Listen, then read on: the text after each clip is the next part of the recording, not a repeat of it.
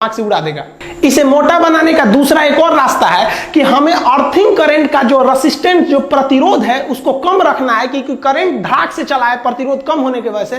प्रतिरोध कम करने के लिए किसी भी वायर को मोटा किया जाता है, तो जानबूझ के इसे मोटा कर दिया जाता है कि इसका प्रतिरोध घट जाए और उधर से लीकेज करंट फटाक से चला है। इसमें इसे मोटा करने का एक और रीजन है कि इसको अगर आप मोटा कर देंगे तो अर्थिंग वायर जो है वो कभी भी फेज वाले में नहीं जाएगा और ना ही न्यूट्रल वाले में जाएगा, क्योंकि अर्थिंग का जो रेसिस्टेंस होता है वो बहुत ही कम होता है, उसे फेज और न्यूट्रल में नहीं जाने देना चाहिए। तो ये तीन रीजन है इसको मोटा बनाने का।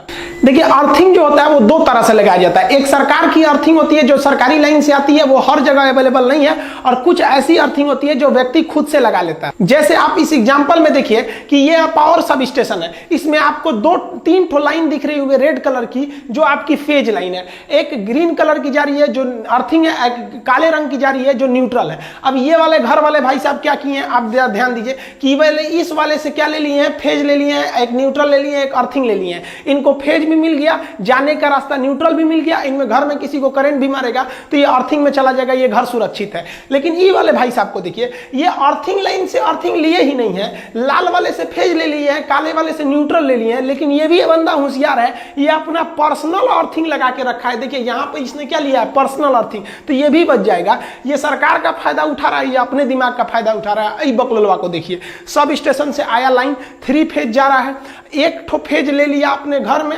और एक ठो न्यूट्रल ले लिया जाने के लिए, और सरकार इस एरिया में अर्थिंग दी ही नहीं थी और यो ससुरा अपने घर में अर्थिंग नहीं लगाया तो उड़ेगा, इसके यहाँ करंट मारेगा किसी को तो झनाक से उड़ेगा ही। देखिए, हमारे यहाँ जो डिस्ट्रीब्यूशन लाइन होते हैं उसमें 3 फेज दिए जाते हैं, यानी ये देखिए 3 लाइन दी जा रही है। ये फेज इसलिए दिए जाते हैं कि सब स्टेशन पे लोड कम पड़े। मान लीजिए किसी मोहल्ले में 300 घर है तो क्या किया जाएगा, हर फेज से 100 घर को सप्लाई दे दी जाएगी, तो हर एक फेज पर लोड ज्यादा एकदम सेम रहेगा तो मोहल्ले में बिजली सेम रहेगी।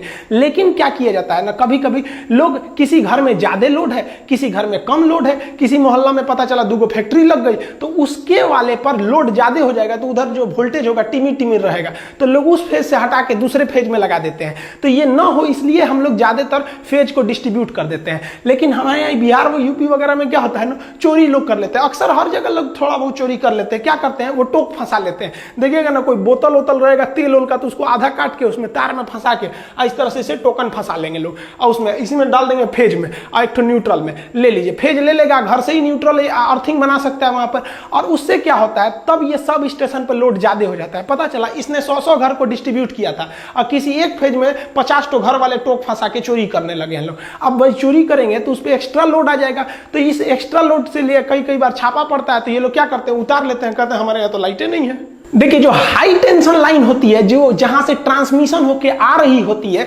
उसको हम लोग डेल्टा में जोड़ते हैं। डेल्टा ऐसे कनेक्शन को कहते हैं जिसमें से न्यूट्रल नहीं गया रहता है, यानी अगर डेल्टा में जुड़ा है तो न्यूट्रल है ही नहीं है, आप उसको करंट ले लेंगे लेकिन कोई काम नहीं कर पाएंगे और ना ही आपको झटका मारेगा, क्योंकि डेल्टा में न्यूट्रल नहीं होता है, आपको न्यूट्रल देना पड़ेगा। तो जो हाई वोल्टेज होते हैं यानी स्टेप अप करंट या ट्रांसमिशन लाइन, वो डेल्टा में जुड़ा होता है। लेकिन जब वो सब स्टेशन पे पहुंचता है तो उसे स्टेप डाउन करके उसे हम लोग कहते हैं लो वोल्टेज, और उसके बाद डिस्ट्रीब्यूट करते हैं। तो डिस्ट्रीब्यूशन लाइन आपको स्टार कनेक्शन में होता है। स्टार कनेक्शन में 3 फेज के साथ साथ एक न्यूट्रल भी होता है। क्वेश्चन कहेगा कि जो स्टेप डाउन ट्रांसफार्मर होते हैं वो कौन से होते हैं, तो वो डिस्ट्रीब्यूशन के लिए होते हैं, उनका वोल्टेज कम होता है। कम वोल्टेज पे ही हम लोग को काम चलाना रहता है अपने घरों का 240-230 वोल्ट के आसपास में, तो वो स्टार में रहते हैं। लेकिन high tension line, high voltage step up वाले डेल्टा में रहते हैं। ये अलग से हम पढ़ाएंगे आपको डेल्टा और स्टार में, और क्या होता है जंपर पिन इनसे इसको कनेक्ट करने के लिए। तो इस तरह से हमको आता है डेल्टा से ट्रांसफार्मर दे देता है स्टार। अब हमको जो मिलते हैं, देखिए कोई भी चीज कभी कभी सुने होंगे कि ये 3 फेज का है, ये सिंगल फेज का है, तो सिंगल फेज की चीज कमजोर रहते हैं और 3 फेज की चीज बहुत शक्तिशाली रहते हैं। जैसे यहां से देखिए आपको 3 लाइन जा रही है, R/B ये फेज को दर्शाते हैं, N से हो गया न्यूट्रल। तो ये पंखा जो है एक नीले रंग का फेज लिया है, एक काले रंग का न्यूट्रल लिया है, तो न्यूट्रल कॉमन बना दिया जाता है, एक ही रास्ता हो जाता है निकलने के लिए। तो ये पंखा कितने फेज का है, 1 फेज का। ये लाइट को देखिए, ये पीले वाले से लिया है फेज और काला वाले से न्यूट्रल, सबके लिए एक ही न्यूट्रल है काला वाला, तो ये भी सिंगल फेज का है। आप इस सॉकेट को देखिएगा तो इसमें लाल वाले से एक ठो ले लिया है फेज और काला वाले से लिया न्यूट्रल, तो ये भी कितने फेज का है, सिंगल फेज का। लेकिन मोटर को बहुत ज्यादा मेहनत करना होता है, उतना पानी को पचतल्ला पे चढ़ाता है टंकी पे, तो सिंगल फेज पे उतना शक्ति नहीं हो पाएगा। तो इस ससुरा को देखिए 3-3 को फेज ले ले, लाल वाले में से पीला नीला RYB तीनों फेज ले लिया है। फेज को हम लोग कोड भाषा में RYB कहते हैं, और एक तो न्यूट्रल लिया है। तो ये मोटर कितना फेज का है, 3 फेज का मोटर है। अब इसीलिए लोग कहते हैं ससुरा मोटर से करंट मारता है तो उड़ाइए देता है। अरे उड़ाइए कौन चीज देता है, मोटरवा ससुरा एक फेज पे थोड़े चल रहा है, वो तो 3 फेज पे चल रहा है। तीनों फेज बा छुएगा तो उड़िएगा नहीं। लेकिन अगर वही कोई मोटर कम पावर का है, जैसे ई मोटरवा को देखिए ना, ऊपर से 3 ठो फेज गया है, लेकिन ये लिया है एक गो नीला वाले से फेज, एक न्यूट्रल, तो ये तो सिंगल फेज का मोटर है, इससे करंट मारेगा ना आपको तो उतना झटका नहीं मारेगा। लेकिन ये 3 फेज वाले से मारेगा ना तो उड़ाइए देगा आपको। आपके घर में जो सप्लाई आती है पोल से, डिस्ट्रीब्यूशन लाइन, हालांकि इससे पहले वाले वीडियो में हम आपको ट्रांसमिशन लाइन और डिस्ट्रीब्यूशन लाइन पढ़ा दिए हैं, उसमें 4 ठो वायर आएगा। देखिए यहाँ पे 3 वायर जो है वो फेज के लिए है, 1 वायर जो है वो न्यूट्रल के लिए है। देखिए अगर आप सिंगल फेज का करंट लिए हैं, अपने घर में सप्लाई लिए हैं, तो 1 ठो आपको दे देगा फेज, एगो देगा न्यूट्रल। न्यूट्रल तो हर हाल में देगा। और 3 फेज का लिए हैं तो 4 गो तार आएगा, 3 ठो फेज आएगा, एगो न्यूट्रल आएगा। तो अब आप कहेंगे कि सर हम फेज लेते हैं और जला के न्यूट्रल से भेजते हैं, तो आप जैसे मान लीजिए यहाँ से लिए, पोल पे से आपके मीटर में आया एक फेज एक न्यूट्रल, और इधर से निकलेगा आपके घर में एक फेज और न्यूट्रल, तो फेज से करंट जाएगा, न्यूट्रल से आएगा, मीटर को होते हुए पोल पे जाएगा। आप सोचेंगे ससुरा पोलवा पे से कहाँ चल जाता है, तो पोल पे से वो जाता है ट्रांसफार्मर के पास, और ट्रांसफार्मर में एक तार द्वारा उसे ग्राउंड करके अंदर भेज दिया जाता है। तो न्यूट्रल और ग्राउंडिंग में ज्यादा का अंतर नहीं है, ये अपने घर नहीं ले जाता है, वही ट्रांसफार्मर तक ले जाता है, वहां से ग्राउंड कर देता है। अब बिजली चोरी कैसे करते हैं लोग, देखिए मान लीजिए आपका सिंगल फेज का मीटर है, तो एक फेज ले लिए, एक न्यूट्रल ले लिए, तो ये इनपुट है, आउटपुट आपके घर में जाएगा, एक फेज एक न्यूट्रल। तो चोरी करने वाला क्या करता है कि यहां से फेज ले जाता है और न्यूट्रल को बीच में रोक देता है, किसी कमरा के पास जाके न्यूट्रल को काट के टेप चिपका देता है। तो करंट तो इधर से गया, ये फ्रिज चलेगा नहीं चलेगा, क्योंकि केवल फेज मिल रहा है। पंखा चलेगा, फेज मिल रहा है। लेकिन ये ससुरा होशियारी कर देता है, यहां से इसको ले जाके एक इधर से ना अर्थिंग जोड़ देता है। अब बताइए, जाने का रास्ते को ही ना न्यूट्रल कहते हैं, तो आया फेज और न्यूट्रल ना जाके ग्राउंड में चला गया, तो ये पंखवा तो चलिए जाएगा, उस ससुरा को सेफ्टियो मिल जाएगा, चलियो जाएगा। तो इससे जो है मीटर की रीडिंग नहीं उठ पाती थी। अब मीटर लोग खूब लगा देते थे, अब बिजली नहीं आता था, तो सरकार इससे परेशान थी। तो सरकार ने ना उसकी जगह पे ले दिया डिजिटल मीटर।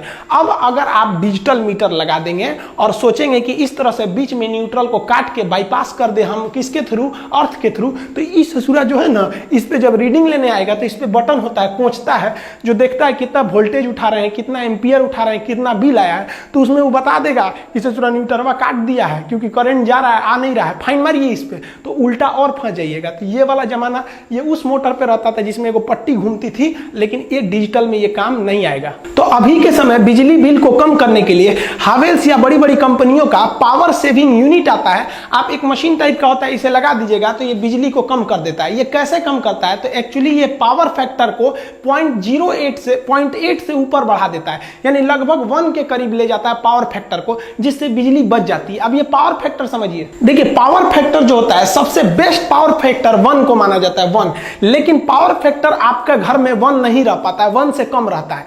तो 0.8 तक है ना तो ठीक है, ये लगभग 1 के करीब है। लेकिन 0.8 से कम है, 0.7 है, 5 है, 2 है, तो आपका बिजली बहुत ज्यादा उठ रहा है। तो ये पावर फैक्टर को आपको 1 के करीब रखना है। 0.8 है तो ठीक है। कैसे होते हैं सब पावर फैक्टर, तो देखिए ध्यान से, जो हमारा लोड होता है, जो मशीनें को हम लोग यूज करते हैं, बल्ब वगैरह, वो 3 तरह के लोड होते हैं। एक होता है रेसिस्टिव लोड। रेसिस्टिव लोड उसे कहते हैं जिसमें लाइट और हीट उत्पन्न होती है, जैसे कोई बल्ब वगैरह हो गया, तो ये रेसिस्टिव लोड है। इसमें कोई भी चीज घूमने वाला नहीं होता है, तो ये ज्यादा बिजली नहीं उठा पाता है। लेकिन अगर आपका कोई इंडक्टिव लोड है, तो इंडक्टिव लोड में क्या होता है, कोई भी चीज घूमने वाली होती है, जैसे पंखा हो गया, मोटर हो गया, कोई भी चीज जिसमें कॉइल का प्रयोग होता है, घूमता है इंडक्शन के द्वारा, तो उसे कहते हैं इंडक्टिव लोड। इसमें कॉइल का प्रयोग होता है। तो ये जो होता है ना, ज्यादा बिल उठाता है। और सबसे कम उठाता है कैपेसिटिव लोड। कैपेसिटिव लोड उसे कहते हैं जिसमें इस तरह के छोटे छोटे कैपेसिटर लगे होते हैं। अब आप बताइए, ये मोटर है, क्या है ये, इंडक्टिव लोड। ये बल्ब वगैरह है, ये क्या है, रेसिस्टिव लोड। और कैपेसिटर वगैरह लगे हैं तो ये सबसे कम बिजली बिल उठाता है। अब हम ये समझते हैं ससुरा ज्यादा क्यों उठा लेता है, तो जो अल्टरनेटिव करंट होता है ना, वो वेव की तरह चलता है, सांप की तरह। देखिए ये सांप चल रहा है ना, तो ये अल्टरनेटिव अल्टरनेटिव करंट है। और जो ट्रेन होती है ना वो डायरेक्ट करंट, अगर सीधे गया तो डीसी डायरेक्ट करंट, ऐसे गया तो वो हो जाता है अल्टरनेटिव करंट। तो अल्टरनेटिव करंट बनाने वाला अल्टरनेटर और डायरेक्ट करंट बनाने वाला डायनेमो। तो डायरेक्ट करंट को, डायनेमो को कहते हैं डीसी जनरेटर, अल्टरनेटर को कहते हैं एसी जनरेटर। तो जनरेटर का 2 टाइप होते हैं, उसको नेक्स्ट वीडियो में कभी समझा देंगे। तो जो करंट होता है हमारे घर में एसी, वो सांप की तरह चलता है, तो इसे हम कहते हैं वेव। इसी को फ्रीक्वेंसी होती है। फ्रीक्वेंसी का मतलब होता है फेरा। तो हमारे घर में जो करंट आती है उसकी फ्रीक्वेंसी होती है 50। यहां आप देखिएगा सांप का 2 फेरा दिखेगा, एक ये वाला फेरा हो गया और एक ये फेरा हो गया। तो इसकी फ्रीक्वेंसी कितनी दिख रही है? 2। लेकिन जो घर में करंट आ रहा होता है उसकी फ्रीक्वेंसी 50 होती है, यानी 1 सेकंड में वो 50 फेरा मार देता है वो। तो जो कभी देखिए, इसमें भी जो करंट आता है हमारे घर में उसमें 2 चीजें होती है। एक होती है वोल्टेज, यानी जो प्रेशर जो बिजली को ढकेल रहा है, और एक करंट जो इलेक्ट्रॉन आ रहे हैं। तो करंट होता है और जो वोल्टेज होता है, उन दोनों का जो टर्म है, जो फेरा है, वो जो वेव है, वो एक के ऊपर एक रहना चाहिए, तभी अच्छा माना जाता है। तो जितने भी रेसिस्टिव आपके लोड होते हैं या कैपेसिटिव लोड होते हैं, इसमें देखिए यहां हम काले रंग से बना दिए हैं वोल्टेज और लाल रंग से बना दिए हैं आपका करंट। तो ये दोनों एक ही पर होते हैं, इसलिए आपका जो होता है पावर फैक्टर वो सेम होता है। इसलिए ऊपर नीचे रखिएगा तो कट के 1 आ जाता है, इसलिए इसे अच्छा माना जाता है, इसे भी अच्छा माना जाता है। लेकिन जब आप कभी कॉइल को लगाते हैं, यानी इंडक्टिव लोड को लगाते हैं, मोटर फैन वगैरह को, तो इसमें पंखा जो घूमने लगता है ना, तो ये करंट को रोक लेता है। तो जिस वजह से इसका ग्राफ ऐसे बनता है, काला वाला मतलब वोल्टेज का ग्राफ आगे चला जाता है और करंट पीछे रह जाता है। तो वोल्टेज आगे चला गया, करंट पीछे रह गया, तो करंट को ऊपर रख के वोल्टेज से डिवाइड करेंगे तो पॉइंट में चला आता है। तो वही आपका जो पावर फैक्टर होता है ना, वो 1 से नीचे जाने लगता है वहां से। तो इसलिए आपको जरूरी है कि ये जो आपका करंट पीछे रह गया, इसको ढकेल के आप किसके बराबर करिएगा? आप वोल्टेज के बराबर कीजिएगा। लेकिन इसे जुड़ा होगा ही नहीं, क्योंकि मोटरवा जब चलेगा तो करंटवा पीछे ही रह जाएगा, वोल्टेजवा आगे चल जाएगा। तो इसका एक रास्ता है।